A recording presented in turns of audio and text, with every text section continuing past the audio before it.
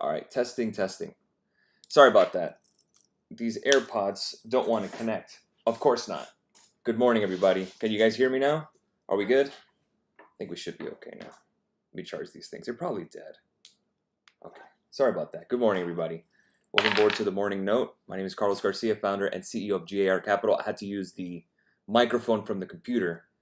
Damn, were my AirPods really dead? I highly doubt that. I didn't use them that much. All right, let's go and talk about it. This morning, we did have our CPI number this morning. Let's start with that right away. CPI this morning. CPI month over month, 1% versus 0.7% estimate. Year over year, 8.6% versus 8.3%. If you guys want to see it, I did post it on Instagram as well, on Twitter.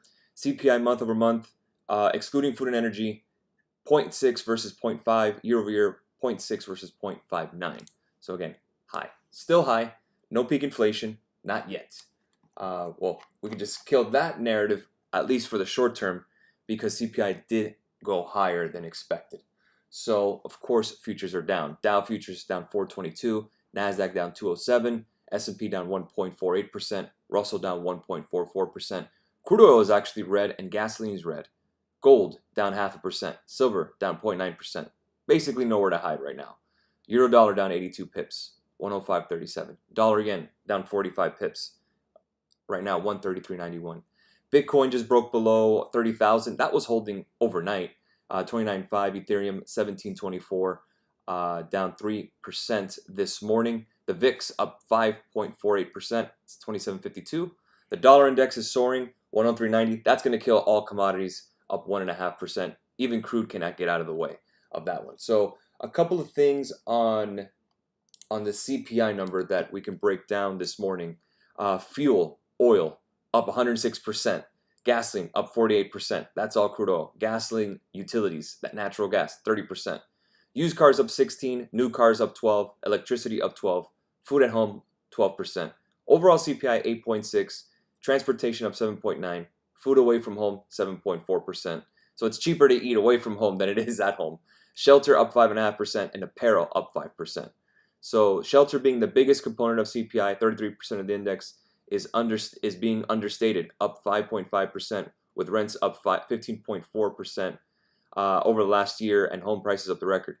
The true inflation rate is higher than 8.6. This isn't according to Charlie Vilello, who I follow. He has some really great charts. So I guess we could take away the narrative that we got into peak inflation, because that's done with. So now we know what we got, and now we got the information in front of us. CPI, we have PPI next week, and we have the Fed funds rate next, or FOMC. So now we're pricing in June, July, and I believe September. I don't think August there's a meeting, but there's the next 3 rate hikes. Traders are pricing in 50 basis points each hike. So what does that all mean? Now we got the number, the bandage is ripped off. Now what? Well, more than likely it seems that we're just going to go lower because, well, we broke out of this trend. We talked about some kind of move is going to happen, up or down, we just can't call it. This happened before CPI. So again, a little bit of front running. We got the next. Kind of holding on to around 39.50. Could be some short covering there. We could get lower. Again, 38.50 is that double bottom that was broken. 38.07 being the lowest. Again, that could be your target where we go all the way down. Now they're going to make it that easy to go ahead and short? Probably not. So the difficult thing here is, do we get continuation? Do we break down below 39.49? If we do, then that's where it gets interesting. We'll place an alert there and look for puts and see if we can write it down all the way to 3,900. That's what I would be looking for, the 390s on SPY. But if we got to break 39.49 right now, again, we kind of held up here so far. Again, let's see if when we get all the volume in at 9:30. But now with that being said, we do have the number, and it's not pretty. So now what? Well, 37.50 has been my level where I want to buy stocks. Again, that could be overshot, 3,600, 3,500 or so. But 37.50, at least on a valuation basis, makes it about right. So where we are currently is probably going to go ahead and retest 3,900, 3,920. But really the retest I'm looking for is 3,800, and if we hold that. If we can hold 3,800 and bounce, then that's something that I would be very excited about. That's pretty much the bottom if we can get there and actually hold at 3,800 and bounce again. That's what we got to do now. A real bounce would be back to 4,000 above. But again, a small little bounce, not yet. But you're just waiting. That's all you're doing here. In terms of trading, pretty much one of the worst weeks I've had. Usually, the worst one I've ever had was December 2018, and that was during a Fed hike as well. And I think I went like 1 for 10 trading, something ridiculously bad. This week was pretty bad as well. 1 for 6. I mean, I was pretty heavy, thinking that we were going to get at least a retest of 4,200. As you know, we didn't get there. We got close, but we did not get there. We never got above 4160 again, and then we fell back down. I just thought the way the bond markets were moving and the way the dollar was moving, that was kind of giving us a little bit of tailwind. But right on Thursday on Q, they just sold it. It pretty much front ran the number. Now you got to worry about people short covering. So now all the shorts that are going to get out, you're going to get a little bit of a boost. So maybe you get to 39.75 or so. But again, I would wait until 10 a.m. before anything happens. Keep in mind your IVs are going to be really, really high, which is the implied volatility for next week.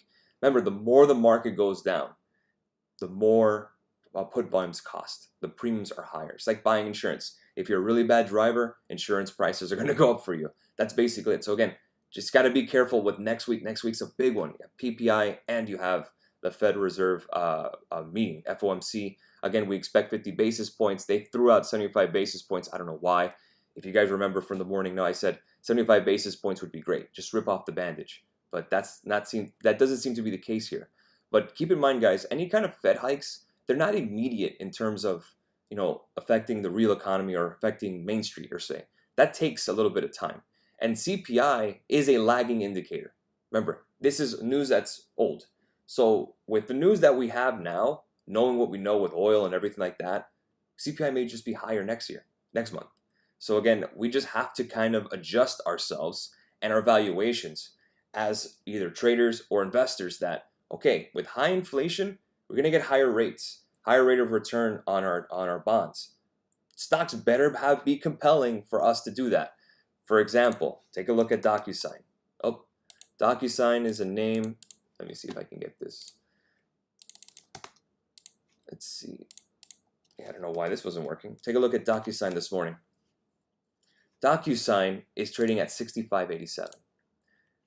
Basically, right now, they are at, I don't know, March 2020 levels. Imagine that. 65.20 is where they're at now. They were a peak of 314. I remember having this conversation with Investment Club. People were asking about it. And I said, one thing I said, I didn't invest in DocuSign. But a lot of things I said was, DocuSign doesn't do anything special, do they? I mean, it's just signing. I mean, I do that with Adobe or Sign Now. Now, I don't know if that's part of DocuSign. But again, during the pandemic, people are signing documents online. I don't think that changes in terms, people are still going to sign stuff online. But in general, do they deserve the multiple that they had at 314? Probably not. Obviously, we didn't have deserve the multiple at 87. Now at 65, we have to see their PE ratio and see if they're valuable. Now, again, you can have a strong growth company like a Tesla and still be hit with the market. And a lot of people are like, but it's cheaper. Again, guys, these stocks, these growth stocks are not coveted right now. They're not wanted. So buying them here is going to be a little difficult, especially if you're the person that wants to sell it immediately or sell it in the short term. But if you're looking long term, you're going to have to be able to go through some pain if you really want to hold. Or you can just really just wait and see how low you can get, put some alerts, put your levels, and go from there.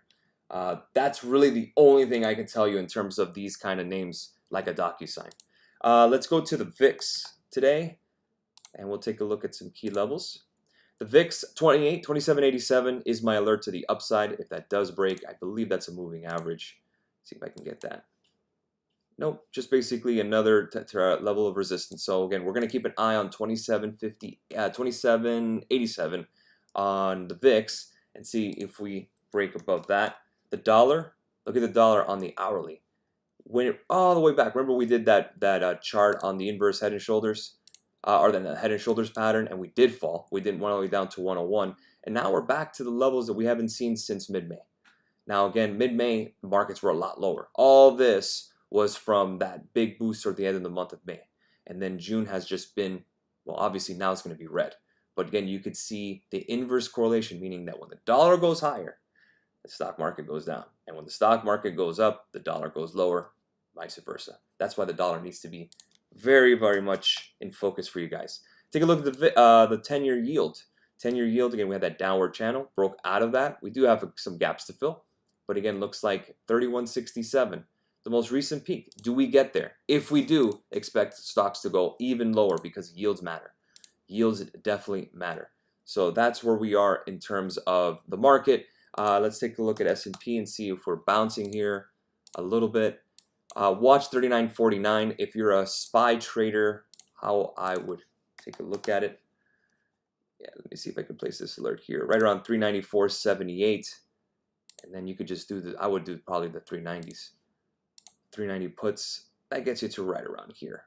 I wouldn't go anything past that, but they're going to be expensive. That's the only thing. So anything tech is underperforming. That's rate sensitive. We want to focus on any kind of tech to short. Again, the big names, Apple, those names, Apple, Amazon, whatever. Even though I got hit on those this week, what can you do? But terrible. But again, if we're shorting, I'm definitely looking at the names that did bounce in May, towards the end of May. Tech, those are rate sensitive names. Those are the names I want to take a look at. Let's see here. Austin's asking, possible that SPY gets back into the channel before the COVID drop boom. Let's see here. If you're talking about right down here, right around 325 on SPY, is it a possibility? Very doubtful. I highly doubt that we would spend X amount of $1 trillion just to get back to where we were. That would be major destruction of wealth. Unprecedented, without any kind of financial crisis or like underlying systemic risk. I don't think we're there. Pretty much, we're not even in a bear market technically, if you think about it, but it's slow and grinding down. You're not getting a complete, just one-day event, a 1987 October crash. If you remember, the COVID drop was bigger than this one, but it was quicker. So again, it is all about perspective. At the end of the day, we want things to be done quickly. Just give me the surgery, and then I can recover. This one is just, hey, we got to keep going. It just keeps chipping away, And I think that's the frustration for a lot of traders. And at the end of the day, if you're a trader, you're just looking for momentum, and up or down. And the problem is that we didn't have new momentum towards this week. This week was complete premium killing. Futures did fine, Forex did fine. But when it comes to actual options, the actual premiums up or down that week, unless you traded yesterday and caught that fall, it was an absolute trash week in terms of volume and in terms of the choppiness. Tough one to do. I am watching ES right now, kind of holding 39.49. Let's see where we open, and I'll be ready to rock. That's for sure. No afternoon, no today. I do have to drive down for a wedding to go to. So it's my wife's friend. I will see you guys on Monday morning. We have a lot to go over. We have PPI that week again and the Fed that week. So let's see how the market closes today. The close is important, not how we open. And we'll go from there. Again, CPI, that number is important to watch. Keep an eye on the dollar. Keep an eye on the yields. That's going to give you your tell. As long as we don't have any kind of premium killing chop like this, I think there's opportunities out there. Have a great rest of your weekend, guys. We'll catch you guys later. Cheers.